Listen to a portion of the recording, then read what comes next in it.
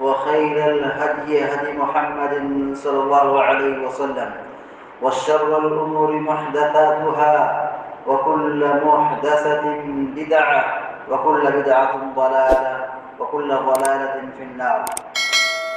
أعوذ بالله من الشيطان الرجيم. بسم الله الرحمن الرحيم.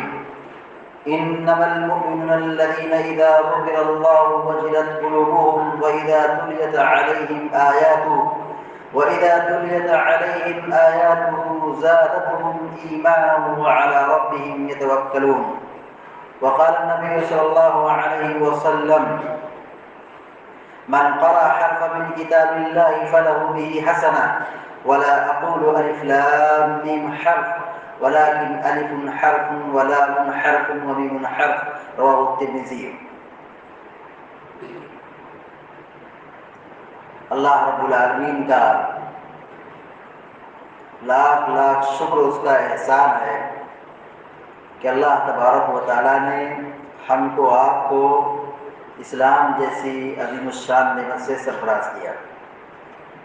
یہ بہت بڑی دولت ہے، بس اس کی حفاظت کی ضرورت ہے. لاکھوں کروڑ درود السلام ہو تمام انبیاء کرام پر، بالخصوص ہمارے اور آپ کے آخری نبی جناب محمد الرسول اللہ صلی اللہ علیہ وسلم پر. اللہم صلی علی محمد وعلی آل محمد كما صليت على إبراهيم وعلى آل إبراهيم إنك حميد مجيد. اللهم بارك على محمد وعلى آل محمد كما باركت على إبراهيم وعلى آل إبراهيم إنك حميد مجيد. آج کے اس اجتماع میں جس موضوع کی وضاحت کرنا چاہتا ہوں وہ ہے قرآن ایک انقلابی کتاب. اللہ رب العالمین نے ہماری ہدایت کے لیے، ہماری دنیا و آخرت کی کامیابی کے لیے ایک ایسی کتاب نازل کی ہے جس کے پڑھنے میں بھی ثواب ہے، جس کو یاد کرنے میں بھی ثواب ہے. جس طریقے سے بھی ہم قرآن سے جڑ جائیں ہمارے لیے بہت بڑی خوش قسمتی کی بات ہے، سعادت کی بات ہے، کامیابی اور کامرانی کی بات ہے.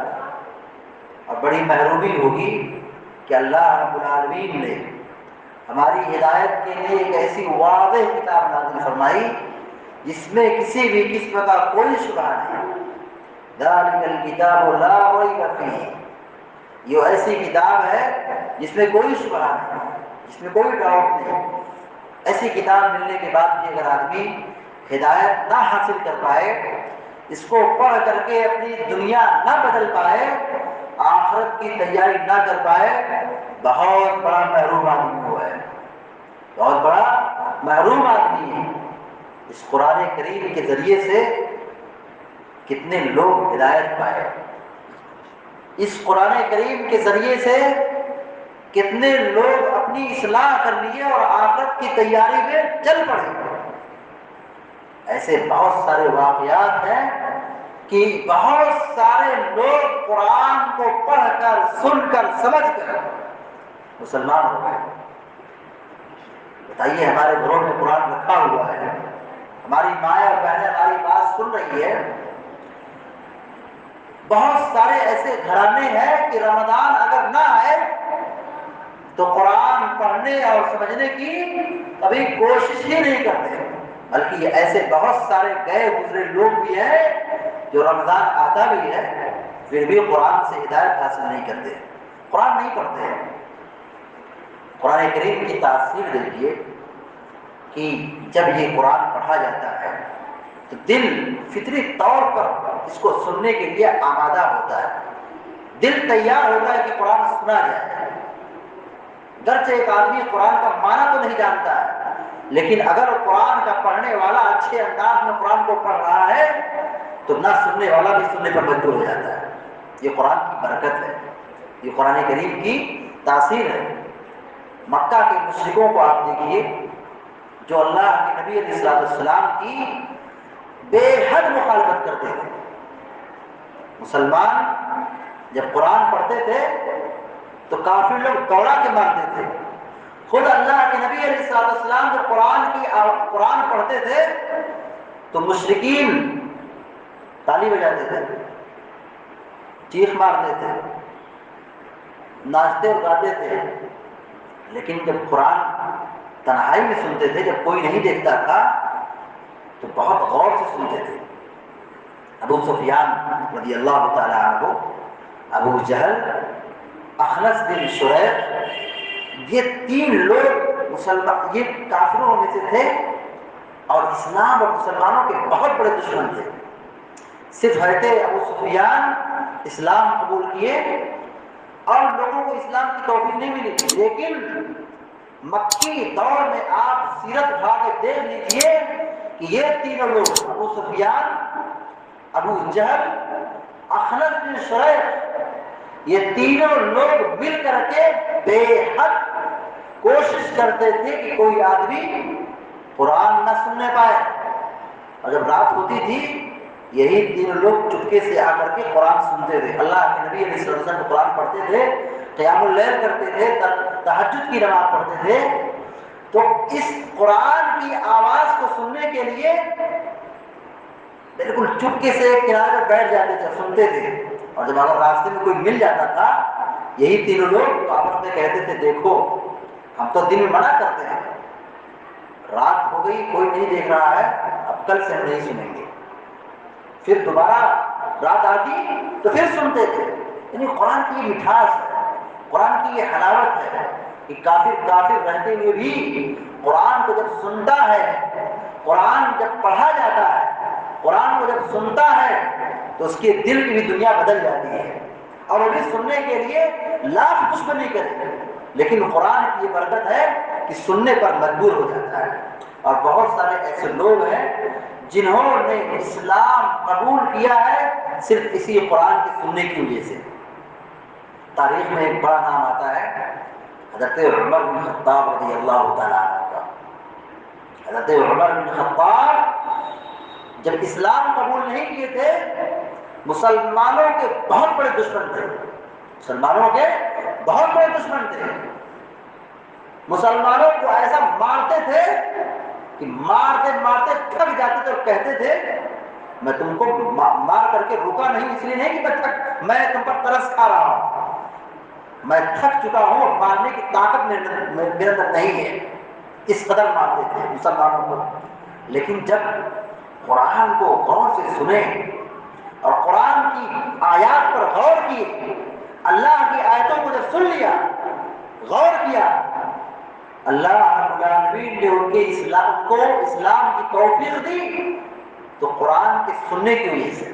بڑا مشہور واقعہ ان کے اسلام قبول کرنے کا، وقت نہیں ہے کہ واقعہ بیان کیا جائے۔ کہنا یہ ہے کہ عمر بن خطاب جیسی عظیم الشان شخصیت اسلام قبول کرتی ہے تو یہ قرآن کا بہت بڑا رول رہا ہے، قرآن کریم کے سننے کی وجہ سے وہ مسلمان ہو گئے۔ تاریخ میں ایک نام آتا ہے نجاشی بادشاہ کا۔ جب مکہ کے مسلمان مظلوم ہو گئے، ان کے لیے مکہ کا راستہ تنگ ہو گیا، اپنے گھر میں وہ مشکلات میں داخل ہو رہے تھے، اللہ کے نبی علیہ السلام نے یہ کہا کہ تم یہاں مکہ سے ہجرت کر کے حبشہ چلے جاؤ، کیونکہ وہاں کا بادشاہ انصاف پسند ہے، مکہ شہر میں تمہارے اوپر ظلم ہو رہا ہے تو اپنے شہر کو چھوڑ دو، چلے جاؤ مکہ۔ جب یہی مسلمانوں کا قافلہ حبشہ پہنچا، حبشہ دربار میں ایک صحابی رسول جعفر طیار رضی اللہ تعالیٰ عنہ سورہ مریم کی آیت تلاوت کر رہے تھے، سورہ مریم پڑھ رہے تھے۔ اس سورہ مریم کے پڑھنے کے بعد نجاشی بادشاہ رونے لگا، اس کے آنسو کے قطرے داڑھی پر گر گئے، اس قدر رویا۔ کون تھا یہ؟ کوئی معمولی آدمی نہیں تھا، کوئی غریب اور کمزور آدمی نہیں تھا، بادشاہ تھا، بادشاہ تھا، کرسی پر بیٹھا ہے، اپنی حکومت کی کرسی پر بیٹھا ہے، اور قرآن جب اس کے دربار میں آئے جعفر طیار رضی اللہ تعالیٰ عنہ پڑھ کر کے سنا رہے ہیں، جعفر طیار رضی اللہ تعالیٰ عنہ کی اس قرآن کریم کی تلاوت کے بعد، جعفر طیار کی اس تلاوت کے بعد بادشاہ مسلمان ہو گیا، اور اسے کیا کہا تم مکہ سے ہجرت کر کے آئے ہو، تم میرے شہر میں امن و امان کے ساتھ رہو گے، تم پر کوئی ظلم نہیں کرے گا۔ یہ قرآن کی تاثیر ہے، یہ قرآن کی برکت ہے۔ بادشاہ نجاشی یہ مسلمان نہیں تھا پہلے، یہ عیسائی تھا، عیسیٰ علیہ السلام پر ایمان لایا تھا، محمد رسول اللہ پر بھی ایمان نہیں لایا تھا۔ جب قرآن کریم کی تلاوت کی گئی تو نجاشی بادشاہ جو عیسائی مذہب کا ماننے والا تھا وہ مسلمان ہو گیا، اور اس کے اسلام لانے کے بعد حبشہ کے اندر اسلام کی دعوت بالکل عام ہو گئی۔ قرآن کریم کی ہم تاثیر کی بات کر رہے ہیں۔ اللہ کے نبی علیہ السلام مکہ کے اندر سورہ نجم کی تلاوت کر رہے تھے، سورہ نجم کی تلاوت کر رہے تھے، اور سامنے کون لوگ تھے؟ مکہ کے بڑے بڑے سردار تھے، بڑے بڑے مشرکین تھے، اور سورہ نجم کی آیت آپ تلاوت کرتے جا رہے تھے، اور اخیر میں سورہ نجم کے اخیر سے 4-5 آیت پہلے سجدہ ہے، سجدہ ہے وہاں پر۔ سجدہ مطلب ہے کہ وہاں پہ سجدہ کیا جائے گا۔ قرآن کریم کی تلاوت کر رہے ہیں، قرآن کریم میں 14 یا 15 سجدے ہیں، اس آیت کی تلاوت پر اللہ کے نبی علیہ السلام نے سجدہ کیا، اور اس قرآن کا اثر ایسا ہوا کہ مسلمان سجدہ کیے تو معلوم ہے کہ مسلمان سجدہ کرے گا۔ مکہ کے جو بڑے بڑے کافر تھے وہ اللہ کے نبی کے سجدے کے بعد جیسے صحابہ نے سجدہ کیا، مسلمانوں نے سجدہ کیا۔ کافروں نے بھی جب قرآن کو سنا تو مسلمان کو دیکھ کر کے وہ بھی سجدے میں گر گئے۔ سجدے میں گر جانا یہ قرآن کی ایک بہت بڑی تاثیر ہے، قرآن کریم کی ایک بہت بڑی تاثیر ہے جو اللہ رب العالمین نے قرآن کریم پر رکھی ہے۔ مسلمانوں نے سجدہ کیا، اللہ کے نبی نے سجدہ کیا، صحابہ اکرام نے سجدہ کیا، اور پھر کافروں نے بھی سجدہ کر دیا، کافروں نے بھی سجدہ کر دیا۔ یہ سجدہ کیوں کیا؟ یہ قرآن کریم کی ہی تاثیر ہے۔ حضرت جبیر بن مطعم رضی اللہ تعالی عنہ مکہ میں تھے، اور مسلمانوں کے خلاف لڑنے کے لیے بدر میں آئے تھے، بدر میں پکڑ لیے گئے، اور آپ جانتے ہیں بدر مسلمانوں کی بہت بڑی اور زبردست کامیابی ملی تھی، جیت حاصل ہوئی تھی۔ 70 غلام بنائے گئے تھے، 70 پکڑے گئے تھے، ان غلاموں میں سے، قیدیوں میں سے ایک نام جبیر بن مطعم رضی اللہ تعالیٰ عنہ کا آتا ہے۔ مدینہ آئے، ان کو لوگ سمجھا رہے ہیں، نصیحت کر رہے ہیں، توحید کی دعوت دے رہے ہیں، لیکن ان کو بات سمجھ نہیں آتی، ان کو بات سمجھ میں نہیں آئی، مسلمان نہیں ہو رہے تھے۔ بدر کی لڑائی کے کئی مہینے کے بعد اللہ کے نبی علیہ السلام نے مغرب کی نماز میں سورہ طور کی تلاوت کی۔ سورہ طور میں اللہ رب العالمین نے توحید کی بہت بڑی دلیلوں کو ذکر کیا ہے، دلیلوں کو ذکر کیا اللہ رب العالمین نے۔ سورہ طور کے اندر توحید کی بڑی مثالیں ذکر کی گئی ہیں، اور چیلنج کیا اللہ رب العالمین نے، ام خلقوا من غیر شیء ام هم الخالقون۔ جب اس آیت کریمہ پر پہنچے اللہ کے نبی علیہ السلام، جبیر بن مطعم رضی اللہ تعالیٰ عنہ کہتے کہ میرا دل اڑنے لگا، یعنی اب میں بے قابو ہو گیا۔ اللہ تعالیٰ کیا کہہ رہا ہے؟ ام خلقوا من غیر شیء ام هم الخالقون۔ اللہ تعالیٰ پوچھ رہا ہے بتاؤ یہ سب بغیر کسی چیز کے پیدا کیے گئے؟ انسان، یہ درخت، یہ جانور، یہ آسمان، یہ ستارے، یہ سورج اور چاند، یہ دریا بغیر کسی سبب کے پیدا ہو گئے؟ ام هم الخالقون، یا خود ان لوگوں نے پیدا کیا ہے؟ دونوں چیزیں مشکل ہیں۔ یہ لوگ بغیر کسی چیز کے پیدا نہیں ہوئے، یہ اللہ رب العالمین نے پیدا کیا ہے، اللہ نے بنایا ہے۔ کوئی ایسی چیز نہیں ہے جو بغیر کسی چیز کے پیدا ہوتا ہے، یا کوئی ایسی چیز ہے جو خود اپنے آپ کو پیدا کرتا ہے۔ ہم پیدا ہوئے، ہم اپنے آپ سے نہیں بنے، ہم کو اللہ نے بھیجا ہے، ہم دنیا میں آئے، اپنے آپ سے نہیں آئے، اپنی مرضی سے نہیں آئے، ہم کو اللہ نے بنایا ہے۔ تو اللہ تبارک و تعالیٰ نے چیلنج کیا یہاں پر، اب خلقوا من غیر شیء، یہ ساری چیزیں بغیر کسی چیز کے پیدا ہو گئی، ام هم الخالقون، یا یہ خود اپنے آپ کو پیدا کرنے والے ہیں؟ کوئی بھی چیز اپنے آپ کو پیدا کرنے والی نہیں ہے۔ کائنات کی ہر چیز، چاہے وہ چھوٹی ہو یا بڑی ہو، چاہے ذرہ ہو، چاہے پہاڑ ہو، چاہے زمین و آسمان اور دنیا کی کوئی بھی چیز ہو، ان تمام چیزوں کا خالق اللہ رب العالمین ہے۔ جب اللہ نے چیلنج کیا، جبیر بن مطعم رضی اللہ تعالیٰ عنہ کہتے ہیں کہ میں مسلمان ہو گیا، اس آیت کریمہ کو سننے کے بعد میں مسلمان ہو گیا۔ کتنے ایسے لوگ ہیں جنہوں نے صرف اور صرف اسلام قبول کیا ہے اسی قرآن کریم کو سننے کی وجہ سے۔ اس روئے زمین پر جناتوں سے بڑا سرکش کوئی نہیں ہے۔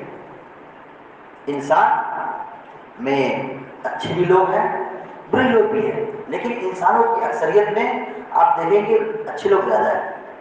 لیکن جناتوں کی اگر ہم بات کریں تو جنات بہت زیادہ طاقتور ہیں، بہت زیادہ طاقتور ہے، اور جناتوں میں شرارت بہت زیادہ ہے۔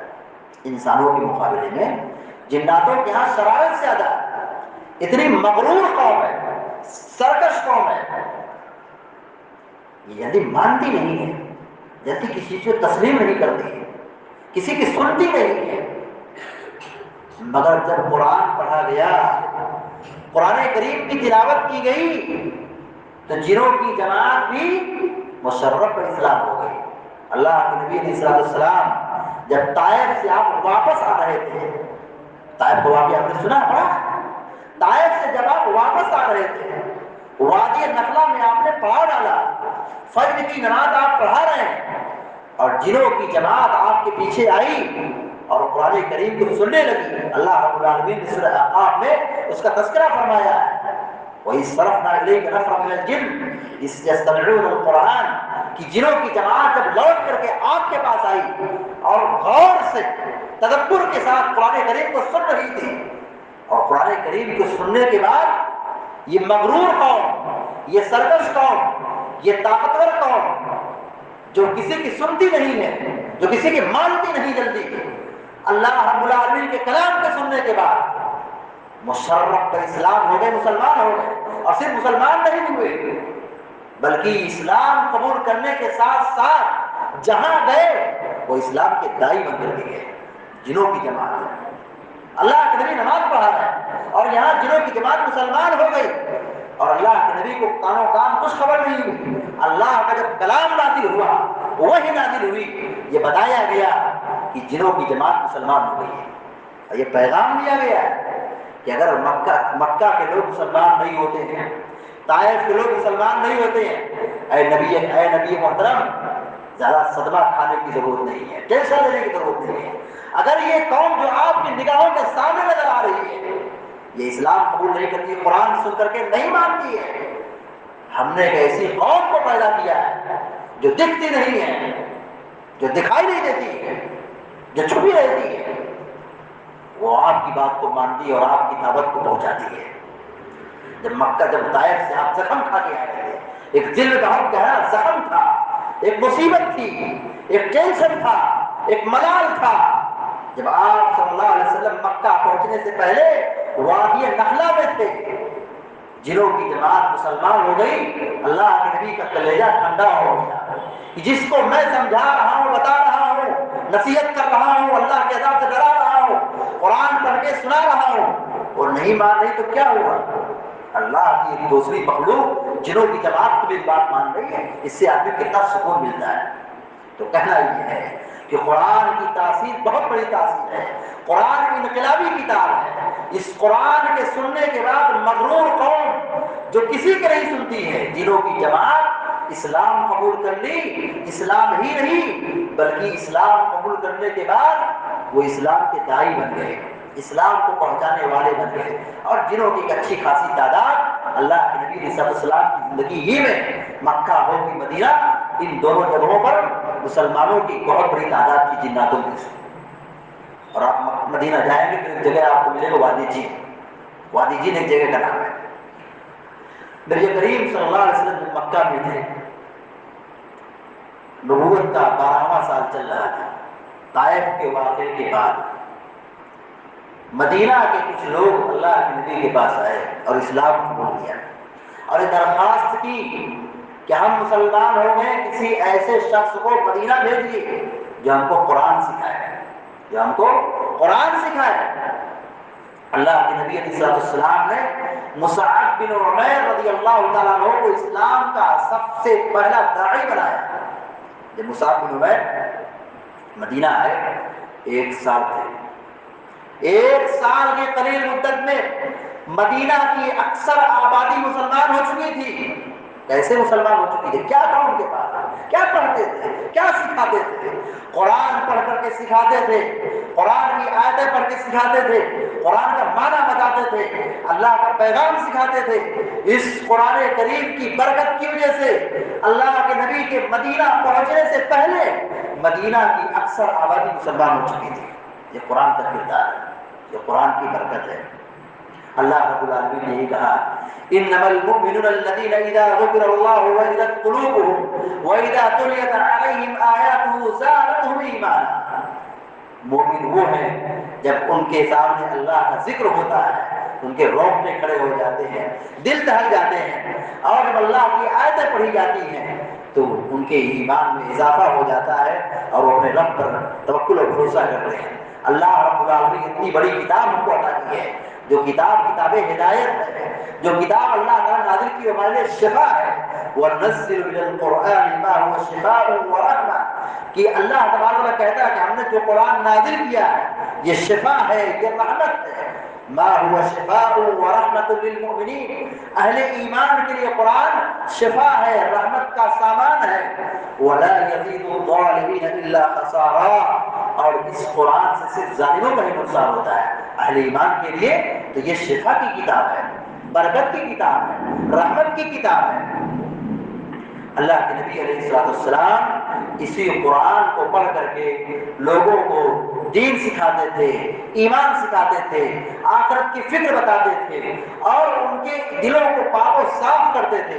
وَالَّذِي بَعَثَ فِي الْأُمِّيِّينَ رَسُولًا مِّنْهُمْ يَتْلُو عَلَيْهِمْ آيَاتِهِ وَيُزَكِّيهِمْ وَيُعَلِّمُهُمُ الْكِتَابَ وَالْحِكْمَةَ وَإِنْ كَانُوا مِنْ قَبْلُ لَفِي ضَلَالٍ مُّبِينٍ۔ اللہ رب العالمین نے نبی رحمت کے آنے کا مقصد بتایا کہ نبی رحمت دنیا میں آئے تو کیا لے کر کے آئے۔ اللہ تعالیٰ کہتا ہے وہی وہ نبی جو اللہ تعالیٰ جن کو اللہ رب العالمین نے بنا کر کے بھیجا ہے اور انہی میں سے رسول کو منتخب کیا ہے، انسانوں میں سے رسول بن کر کے آئے۔ رسول کا کام کیا تھا؟ یتلو علیہم آیاتی، جو رسول لوگوں کو اللہ کی کتاب کی تلاوت کرتے تھے اور اللہ کی کتابوں کو پڑھ کر کے سناتے تھے اور ان کے دلوں کو پاک و صاف کرتے تھے، ان کے دلوں کو پاک و صاف کرتے تھے۔ اس سے قرآن کو پڑھ کر کے یتلو علیہم آیاتی ویزکیہم، اللہ کی آیتوں کو پڑھ کر کے دلوں کو صاف کرتے تھے، دلوں کا علاج کرتے تھے۔ آج ہمارا دل سخت ہو گیا ہے، ہمارے دل میں مرض ہو چکا ہے، اس کا علاج کیا ہے؟ قرآن کریم کثرت سے پڑھیں، زیادہ پڑھیں، ہر صبح و شام قرآن کریم کی تلاوت کریں، اس کو سمجھ کر کے پڑھیں اللہ نے کیا کہا ہے، اس میں کیا بتایا ہے، اس کے احکام کیا ہے، اس کے فرامین کیا ہے، اس کے مسائل کیا ہیں۔ ہم قرآن کو پڑھیں، اس کو سمجھیں۔ اس قرآن کو پڑھنے سے دلوں کو سکون ملتا ہے۔ آج انسان سکون کی تلاش میں نشہ کر رہا ہے، نفس کو سکون پہنچانے کے لیے گھر سے باہر دور نکل جاتا ہے، لیکن جب گھر واپس آتا ہے سکون نہیں ملتا ہے، دولت کی تلاش میں بھاگتا ہے، سکون نہیں ملتا ہے۔ سکون کس میں ملے گا؟ الا بذکر اللہ تطمئن القلوب، اللہ رب العالمین کہتا ہے دلوں کو سکون اللہ کو یاد کرنے میں، اللہ کا ذکر کرنے میں۔ یہ قرآن یہ ذکر ہے۔ ہم جس قدر اللہ رب العالمین کے کلام کو پڑھیں گے اتنا ہی ہمارے دلوں میں سکون پیدا ہوگا، اطمینان پیدا ہوگا۔ اللہ تعالیٰ نے اتنی بڑی کتاب نازل فرمائی ہے جو ہمارے ہدایت کے لیے ہے، ہماری نازل کی گئی ہے، کسی اور کے لیے نہیں، امت محمدیہ کے لیے اللہ تعالیٰ نازل فرمائی ہے۔ اور اس کتاب کو اللہ رب العالمین نے قیامت تک کے لیے حفاظت کی ذمہ داری لی ہے۔ انا نحن نزلنا الذکر وانا له لحافظون، ہم نے قرآن کو اتارا ہے اور ہم ہی اس قرآن کو محفوظ رکھنے والے، اس کی حفاظت کرنے والے۔ مگر افسوس کا مقام ہے کہ مسلمانوں کے یہاں قرآن کے تعلق سے بڑی غفلت ہے۔ ایسے مسلمان بھی آپ کو ملیں گے کہ ان کو قرآن پڑھنا نہیں آتا ہے، بہت بڑی معلومی کی بات ہے۔ مسلمان بھی ہو اور قرآن پڑھنے کا ڈھنگ نہیں ہے، اور بہت سارے لوگ ہیں کہ قرآن پڑھتے ہی نہیں ہیں، قرآن سمجھتے ہی نہیں ہیں. ایاک نعبد و ایاک نستعین سال بھر پڑھتے, زندگی میں پڑھتے, لیکن شرک کرتے ہیں, قبروں کے سامنے جا کے جھکتے ہیں. اللہ رب العالمین کی عبادت بھی کر رہے ہیں, مخلوق کے سامنے سجدہ بھی کر رہے ہیں. وجہ کیا ہے؟ اللہ رب العالمین کے کلام کو ہم نے مانا ہے لیکن اس کو سمجھا نہیں ہے. قرآن کو تو ہم نے پڑھا ہے لیکن اس کے معنی کو نہیں جانا ہے کہ اللہ تعالیٰ نے کیا کہا ہے. قرآن کریم کو اگر غور سے پڑھا جائے تو توحید کی ایسی ایسی باتیں ہیں جو ہمارے دل کی گرہوں کو اور دماغ کی گرہوں کو کھول کر کے ایمان اور توحید کو بھر دینے والی ہے. مسلمانوں کی حالت کو ڈاکٹر پنڈت شنکر دیال نے بڑے اچھے انداز میں اپنی نظم کے اندر بیان کیا ہے. کیا کہا ہے ڈاکٹر صاحب نے قرآن کریم کے متعلق؟ مسلمانوں کا ماحول دیکھا, ہندو ہیں, کافر ہے. کافر ایک نظم لکھتا ہے قرآن کریم کے تعلق سے جو مسلمانوں کا کنسیپٹ ہے, مسلمانوں کا جو سماج اور ماحول بنا ہوا آج کے زمانے میں. بہت سالوں پہلے ڈاکٹر پنڈت صاحب نے کیا کہا تھا؟ عمل کی کتاب تھی, دعا کی کتاب بنا دیا. عمل کی کتاب تھی, یعنی قرآن یہ عمل کی کتاب تھی, دعا کی کتاب بنا دیا. تعویذ گھنٹے کے لیے دیکھیے قرآن کریم کی کتنی آیتوں کو سہارا لے کر کے گھنٹہ بناتے ہیں, تعویذ لٹکاتے ہیں اور گھروں میں وہ تختی لٹکاتے ہیں, چاروں کل لکھ لیتے ہیں اور اس سے خیر و برکت حاصل کرتے ہیں. اللہ تعالیٰ نے اس کے لیے قرآن نازل نہیں کیا تھا. کیا کہا ڈاکٹر صاحب نے؟ عمل کی کتاب تھی, دعا کی کتاب بنا دی. سمجھنے کی کتاب تھی, پڑھنے کی کتاب بنا دیا. اللہ تعالیٰ نے قرآن کو صرف تلاوت کے نازل نہیں کیا کہ قرآن کریم کی تلاوت کی جائے, قرآن ختم کیا جائے. یہ قرآن کریم کی تلاوت ہونی چاہیے, اچھی بات ہے, لیکن قرآن کریم کو اللہ نے صرف تلاوت کے نہیں بنایا ہے, قرآن کو سمجھنے کے لیے بنایا ہے, قرآن کو تارا سمجھنے کے لیے. تو دعا سمجھنے کی کتاب تھی, پڑھنے کی کتاب بنا دیا. زندوں کا دستور تھی, مردوں کا منشور بنا دیا. یہ کتاب اللہ تعالیٰ نے زندوں کے نازل کی, مردوں کے نازل نہیں کی.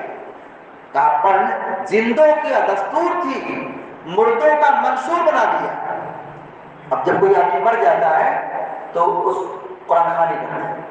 سال بھر گھر میں قرآن نہیں پڑھا جائے گا, لیکن کوئی مر جائے تو اس کے نام پہ قرآن خوانی دوسرے سے ضرور کی جائے گی. اسی حالت کو ڈاکٹر پنڈت صاحب نے ذکر کیا ہے کہ زندوں کا دستور تھی, مردوں کا منشور بنا دیا.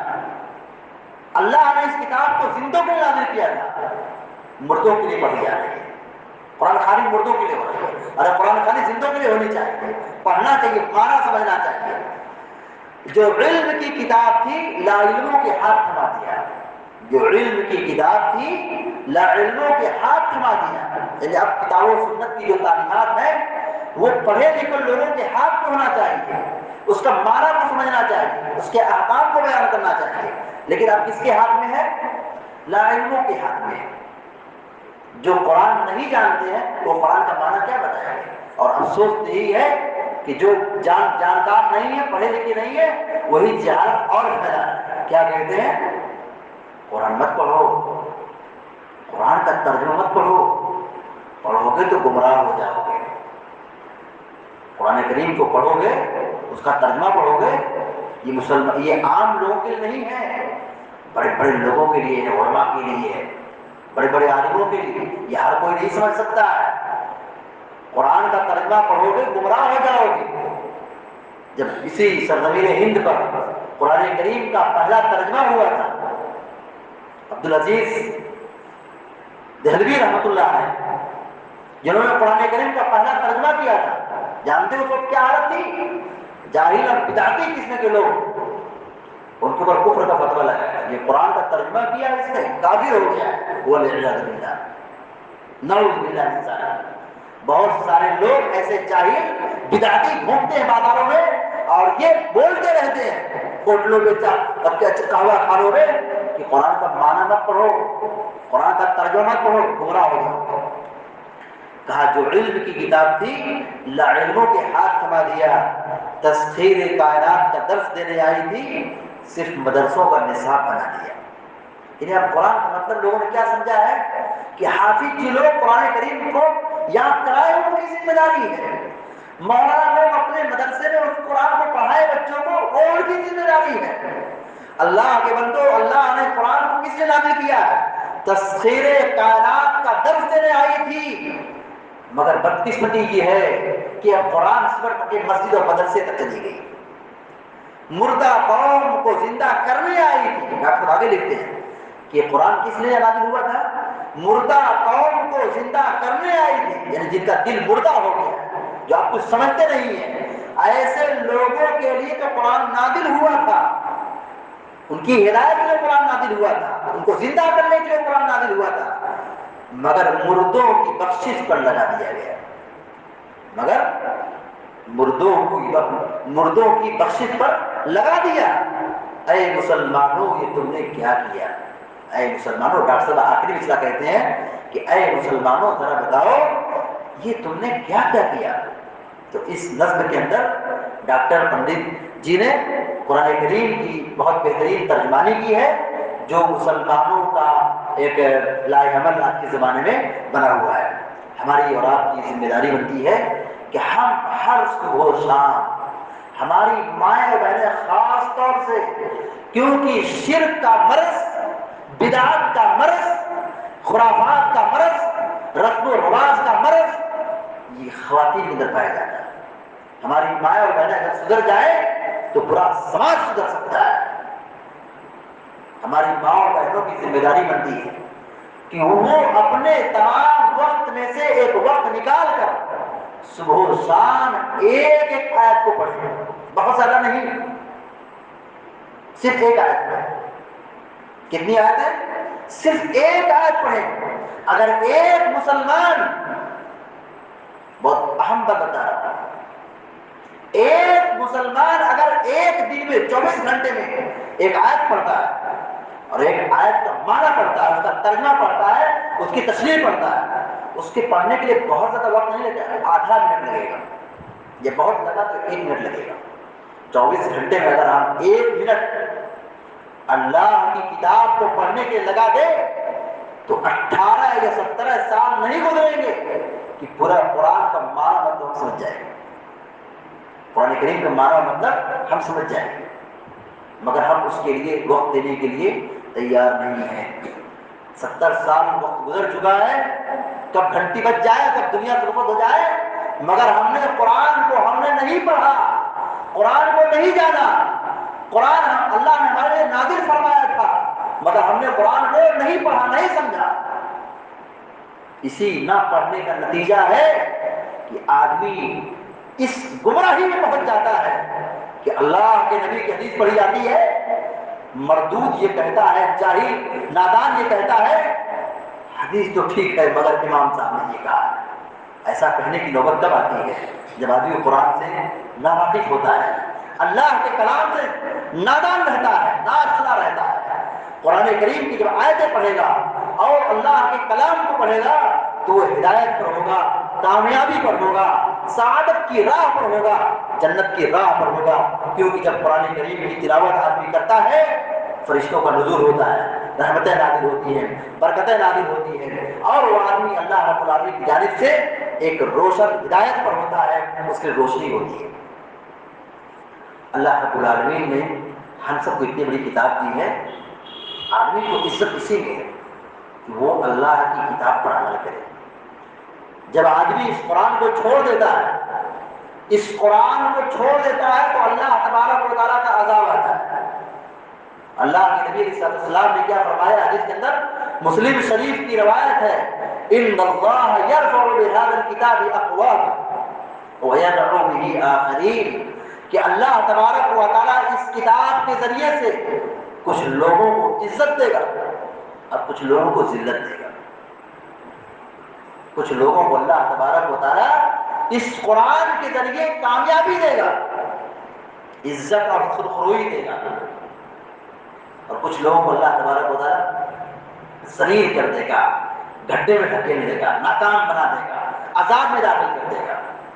تو جو اس کتاب سے جڑے گا وہ دنیا و آخرت میں کامیاب ہوگا، اور جو اس اللہ کے کلام کو چھوڑے گا وہ ذلیل ہو جائے گا، ناکام ہو جائے گا اور گمراہی پر آ جائے گا۔ علامہ اقبال نے یہی تو کہا تھا معزز تھے زمانے میں مسلمان ہو کر، وہ معزز تھے زمانے میں مسلمان ہو کر، ہم خار ہوئے تاریخ قرآن ہو کر۔ آج سوچ لیجئے جس ملک میں ہم رہتے ہیں، ایک وقت ایسا بھی گزرا ہے، ایک وقت ایسا بھی گزرا ہے کہ ہم مسلمانوں نے یہاں پر 950 سال تک حکومت کی ہے۔ 950 سال یعنی 10 سال تک ہماری حکومت یہاں ہندوستان میں رہی۔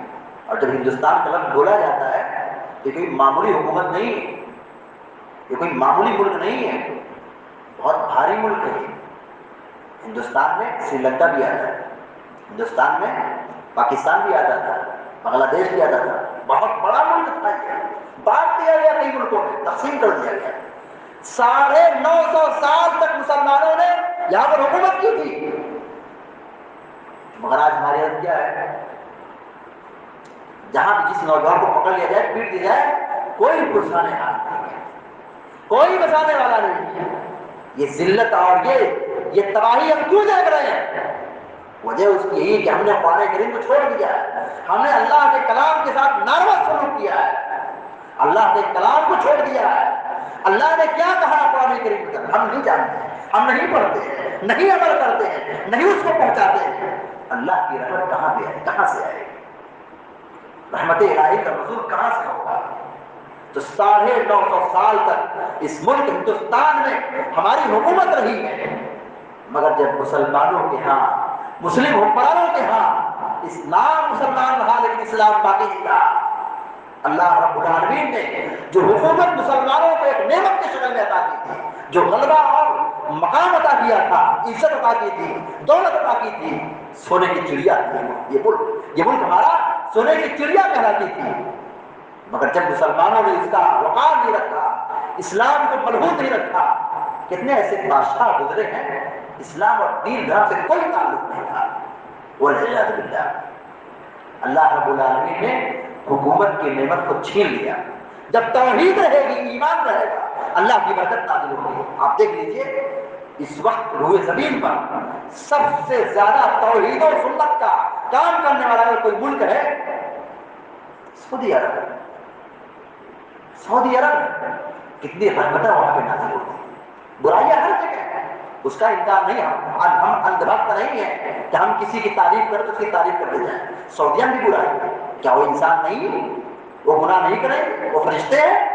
مگر یہ بات تاریخ میں لکھی جائے گی، لکھی جا رہی ہے کہ اس روئے زمین پر آج کی تاریخ میں توحید و سنت کو پھیلانے والا، کتاب و سنت کو ماننے والا اگر کوئی ملک ہے وہ سعودی عرب ہے۔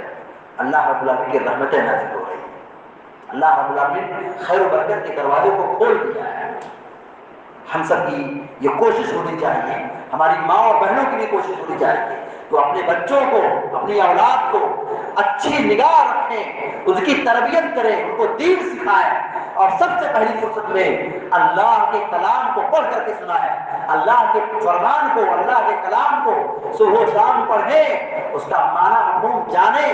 اس قرآن کریم کو اللہ رب العالمین نے صرف رمضان میں نازل نہیں فرمایا تھا، یہ قرآن ضرور رمضان میں نازل ہوا ہے، لیکن یہ قرآن ہمیشہ پڑھی جانے والی کتاب ہے، ہم سب کو اس کو پڑھنا چاہیے، اس سے قربت اختیار کرنا چاہیے، اس سے جڑنا چاہیے۔ جس قدر ہم قرآن سے جڑیں گے اتنا ہی ہمارے لیے خیر و برکت کا سامان ہوگا۔ ہم دعا کرتے ہیں کہ اللہ تبارک و تعالیٰ ہم کو، آپ کو اور سارے مسلمانوں کو قرآن کریم جیسی عظیم کتاب پر عمل کرنے کی توفیق عطا فرمائے۔ ہمیں جو بیمار ہیں اللہ تبارک و تعالیٰ ان کو شفائے کاملہ عاجلہ عطا فرمائے، اور جو پریشان ہیں اللہ تعالیٰ ان کی پریشانی کو دور فرمائے، اور جو تنگ دست ہیں اللہ تعالیٰ ان کی تنگ دستی کو دور فرمائے، جو لاچار اور پریشان حال ہیں اللہ تعالیٰ ان کی پریشانی کو دور فرمائے۔ ہم سب کو مسجد سے جوڑ دے اور ہم سب کو دین کی خدمت اور کتاب و سنت کی تعلیمات کو پھیلانے والا بنائے۔ اللہ تعالیٰ ہم سب کی نیکیوں کو قبول فرمائے، ہمارے گناہوں کو معاف فرمائے، عذاب قبر سے، جہنم کی آگ سے اور دجال کے فتنے سے ہم سب کی حفاظت فرمائے۔ آمین یا رب العالمین۔ اقول قولی ھذا واستغفر اللہ لی ولکم لسائر المسلمین فاستغفروہ انہ غفور رحیم، وصلی اللہ علی نبینا محمد وعلی آلہ وصحبہ اجمعین۔ السلام علیکم ورحمۃ اللہ۔